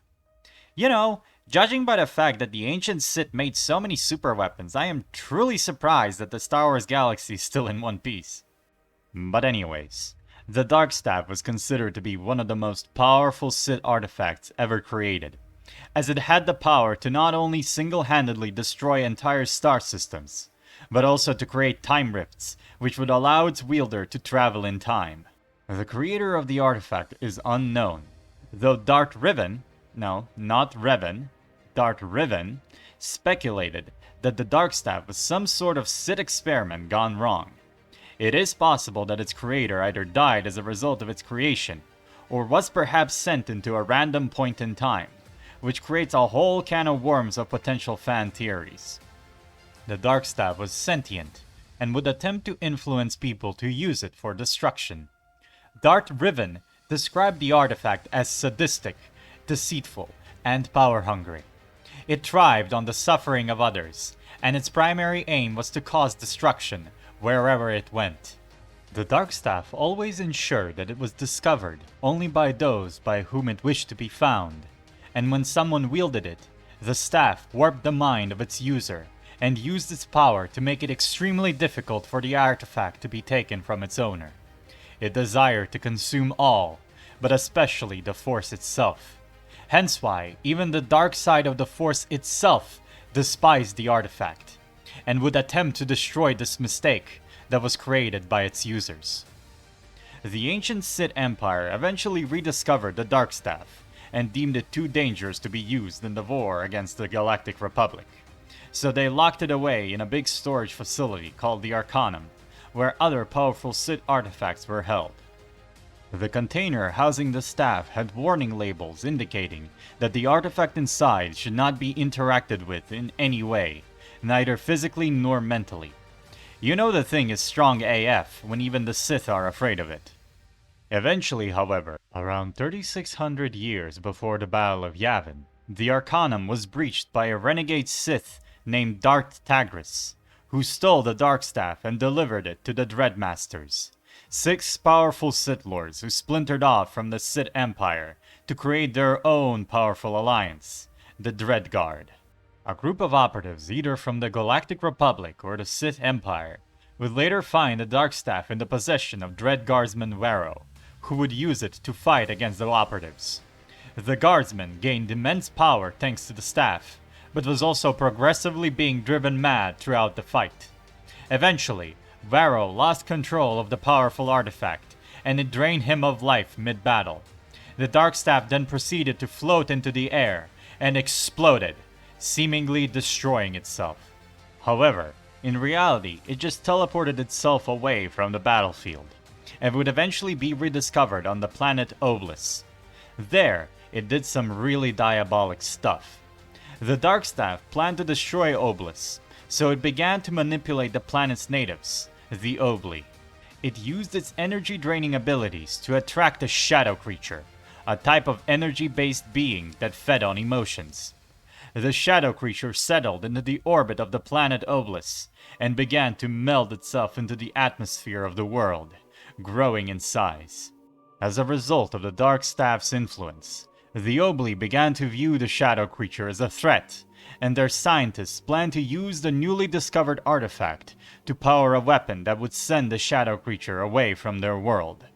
To power their machine, the scientists created 3 focusing crystals and placed them at strategic locations around Oblis. The Obli all channeled their hopes and fears into the crystal, sorta like people charging up Goku's spirit bomb. However, the Darkstaff was not a nice half-monkey man, and it did some heinous shit after this. The Obli situated their weapon inside a great hall on top of a mountain. There, a scientist inserted the Darkstaff and one of the focusing crystals into a covered tray at the side of the machine, and then activated the device. The Darkstaff immediately absorbed the energy from the 3 crystals, and created a blue-colored energy beam that struck the shadow creature, hurling the being away from the system. However, the Darkstaff triggered a chain reaction that caused Oblis to explode seconds later, and the Obli were turned into pained incorporeal beings called the Shadow Lurkers.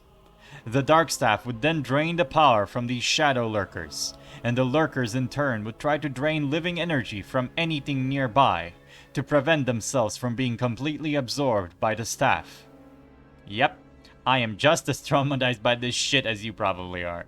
Jesus. The remains of Oblis were turned into the Kularan asteroid field, and the Darkstaff would rest on one of the asteroids, calling out through the Force for someone to go get it. Thousands of years later, the staff was rediscovered once again by the Sith during the New Sith Wars, this time by Darth Revan, who was adamant in destroying it, as he, just like his Sith ancestors, also saw it as too dangerous to be kept around. He established a base of operation in the Kularan asteroid field, and would attempt to find ways of destroying the Darkstaff without coming in contact with it, as he believed it would corrupt him the moment he touched it. But when the Jedi launched a surprise assault on his base, Revan acquired the staff as an act of desperation. Immediately, the artifact drained Revan of his Force energy, created a powerful Force storm, killing everyone in Revan's base except the Sith Lord himself, and transported him hundreds of years into the future to one of the last battles of the New Sith Wars on the planet Ruusan. Confused and weakened by the staff, Revan was quickly killed by one of the Jedi on the battlefield. The staff itself also traveled into the future, but stayed within the Kularan system. However, the storm it created also damaged it, weakening its powers, and thus its call for a new wielder was weaker as well. It would be found 1,000 years later, about 31 years before the Battle of Yavin to be exact, by a criminal named Len Marcus, who felt the faint call of the staff within the Force. Len was corrupted by the Darkstaff, and would attempt to use it to destroy the planet Kularan and drain its Force energy to repair the staff. Kularan was a planet rich in Force energy, and was found near where Oblis used to be. Before Len could complete his plan, a group of operatives tasked with defending Kularan would confront him and the Darkstaff. One of the operatives, empowered by the high amount of Force energy on the planet, used the light side of the Force and channeled it into the Darkstaff, which caused the staff to overload on Force energy and explode, ultimately ending its terror.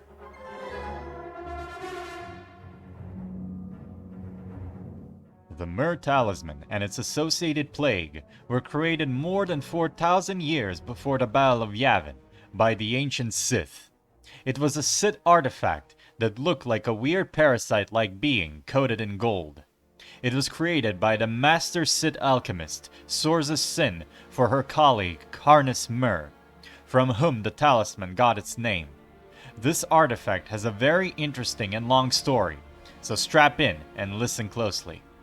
It was one of the 3 great Sith amulets made in the ancient times.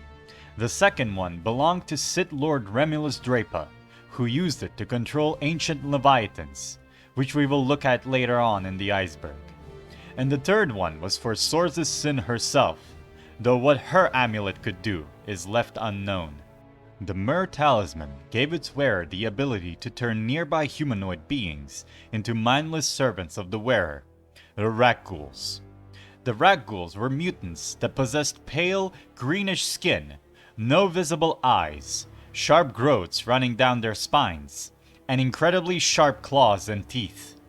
They didn't possess higher brain function, and were incredibly aggressive towards anything that wasn't another Rakghoul or their master.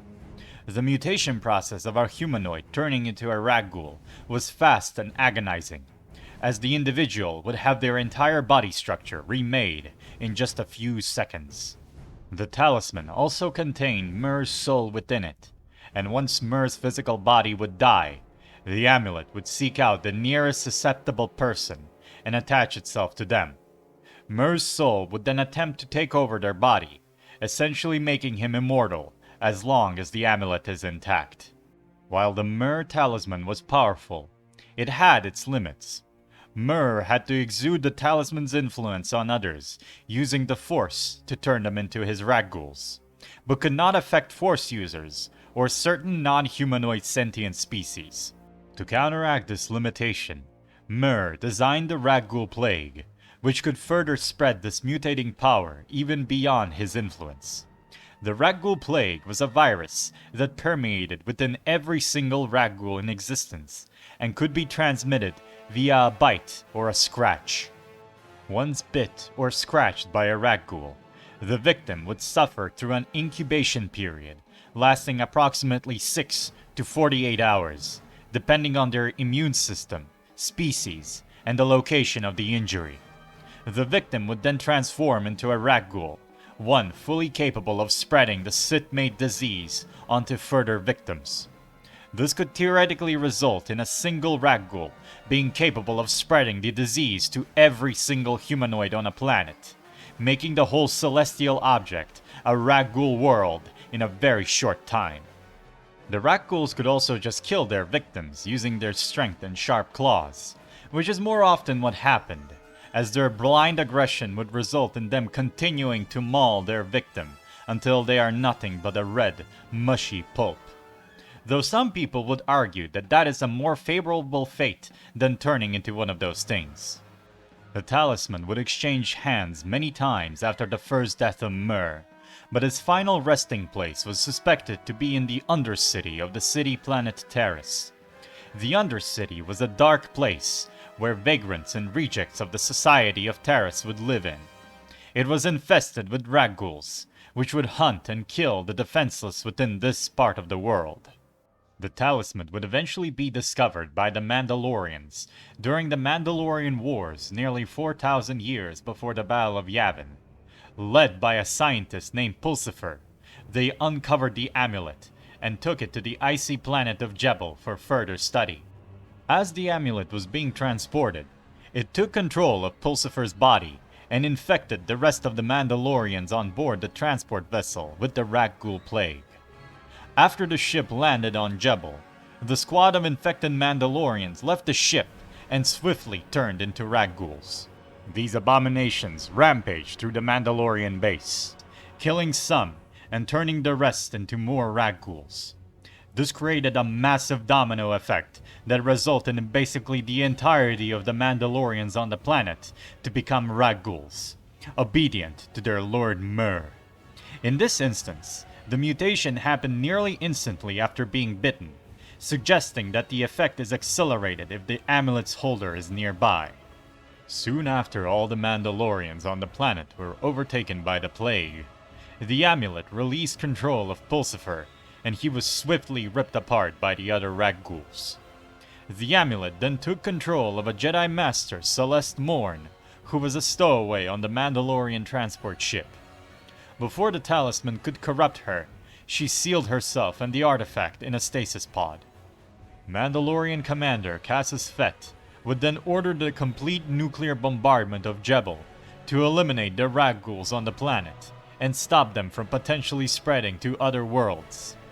And yes, Cassius was a distant ancestor of Jango Fett. The more you know. The resulting nuclear annihilation killed all the Rakghouls and made Morn's stasis pod sink into deep waters, where she would stay asleep for over 4,000 years. Meep, meep. More spoilers for Knights of the Old Republic incoming! Please skip ahead a bit if you don't wish to be spoiled.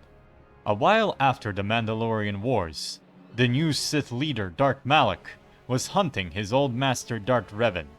As he found out that Revan and his companions were on Taris, he ordered an orbital bombardment of the entire planet. Taris was completely annihilated, and it was believed that the Rakghouls in the Undercity were eradicated.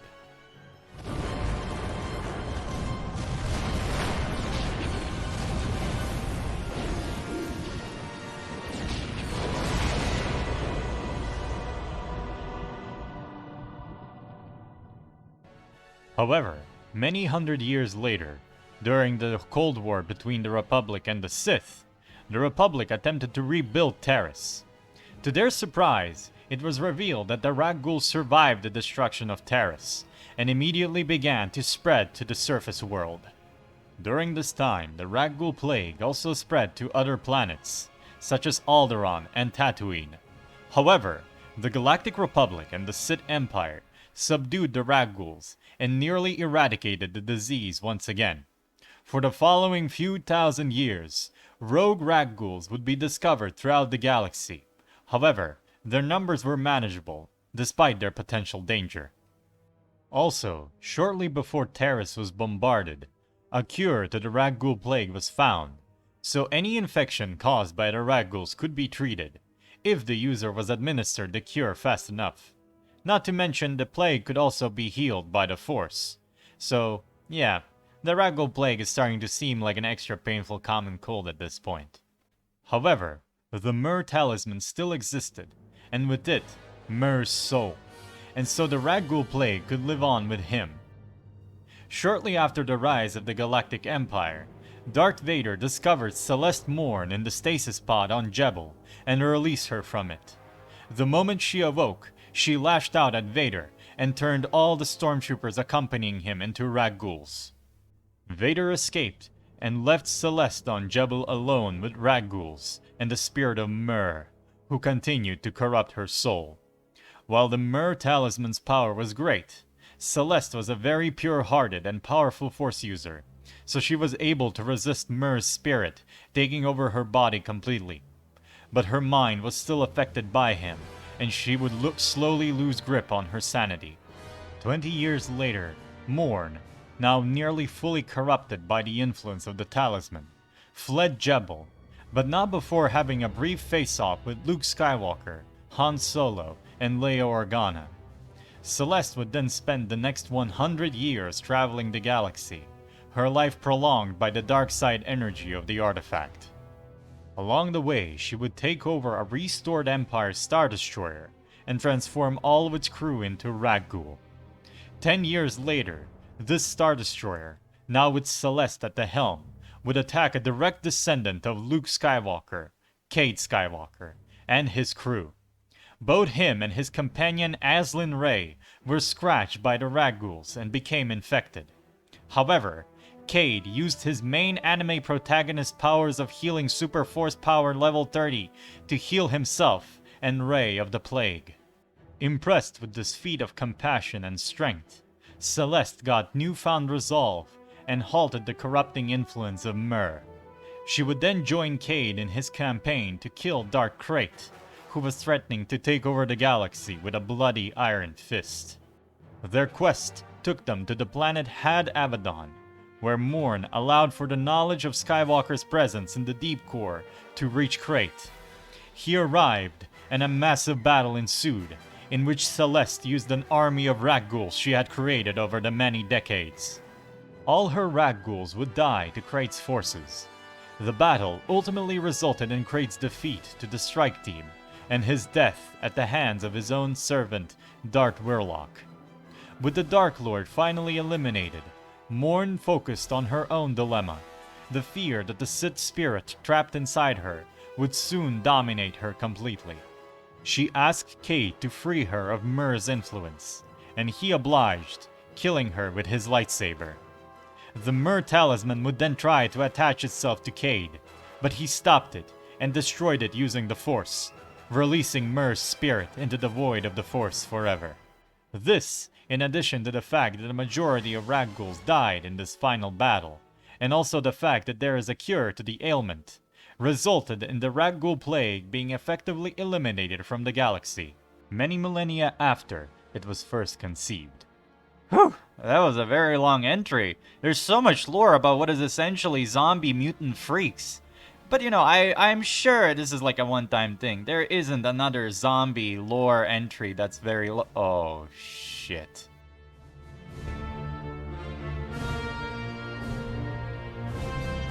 The Dark Reaper was a super weapon created by the Sith Lord Naga Sadow 5,000 years before the Battle of Yavin. If you are wondering what the fuck is this thing and why you have never heard of it despite its badass name, it was a major plot point within the Star Wars The Clone Wars video game that came out all the way back in 2002. It's a good game, though it has been mostly forgotten, hence why this super weapon is not so well known, and it is at the bottom of this layer of the iceberg. However, it could be one of the most important super weapons on this iceberg, as it may or may not have indirectly caused the fall of the Galactic Republic and the rise of the Galactic Empire, 5,000 years after it was built. I want to state a fact that any video game footage you see in this entry is not mine. The game only came out on the 6th gen consoles, and I had a lot of trouble getting emulators for those consoles to run on my computer at the time of making this video. I normally try to get all the footage I can on my own, but in this case it just was very difficult. I will credit all the footage appropriately though. The Dark Reaper worked via the Force Harvester, a device that killed anything within range by draining its force energy and transforming this energy into deadly beams that dealt massive damage to any object.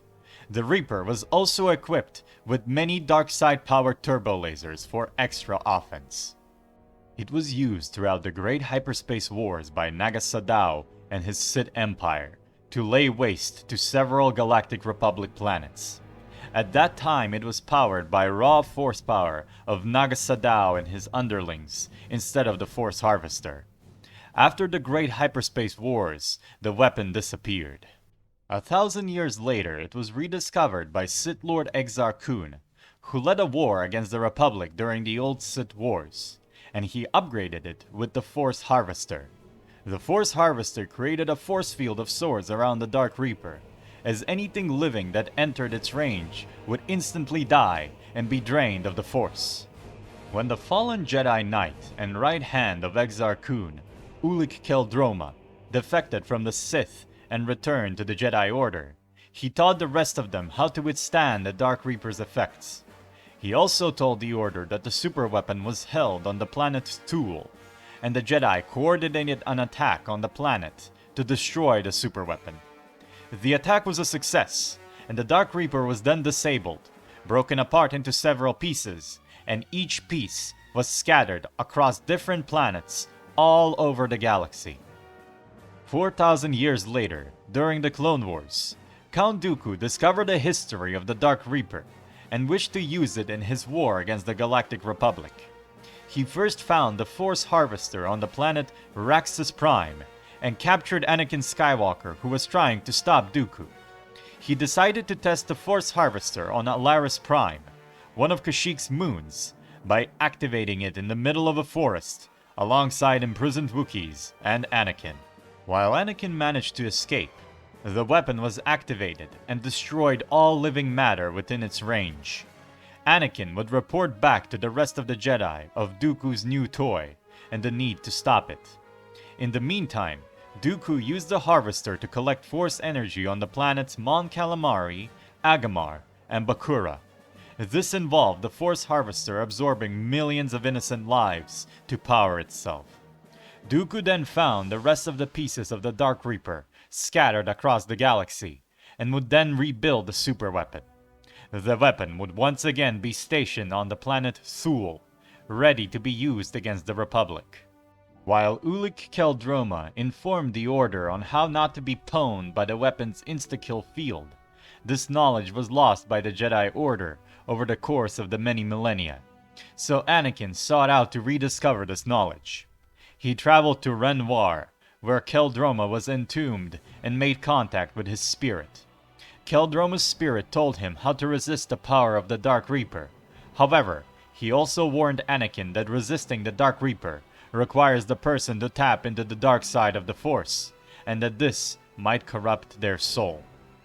Armed with this new knowledge, Anakin traveled to Thule and led an attack on the Dark Reaper. He would resist the superweapon's insta-kill field, and use the TX-130 Republic tank to blow up the superweapon once and for all. Dooku managed to escape from the destruction and fled from the planet shortly before Obi-Wan and the rest of the Republic reinforcements arrived. The encounter with the Dark Reaper did actually taint Anakin's soul with the dark side of the Force, causing him to become noticeably more impatient and arrogant towards Obi-Wan after the battle. This exposure to the superweapon's power may have in some capacity helped Anakin turn to the dark side and become Darth Vader, though there is no confirmation of this, nor will there probably ever be. This is because the weapon was only featured in this one video game, and had no mention in the Clone Wars TV show, which retconned Anakin's character development and how he eventually fell to the dark side in the movies. Still an interesting topic to ponder about, I think. And with that, we have reached the end of Layer 2, and also the end of Part 1 of this video series. Thank you all for sticking around all the way through, I really appreciate that. Please let me know in the comments what you liked or disliked about the video. I will do my best to read all the comments. I shall work diligently to get the second part of this video series out in the coming months, though I don't want to promise an exact date, as I have to balance this video project, work, and other life duties altogether, which isn't an easy task. I also want to spend the rest of December enjoying the holidays, as should you too, so I'll start putting together the second part next year. But it will come out, don't worry. Subscribe to be notified when it comes out. So, I once again thank you all for watching, and I hope you all have a wonderful rest of your day, and happy holidays. Take good care of yourself, hydrate, and remember that you matter. See you in the next video. May the Force be with you, always.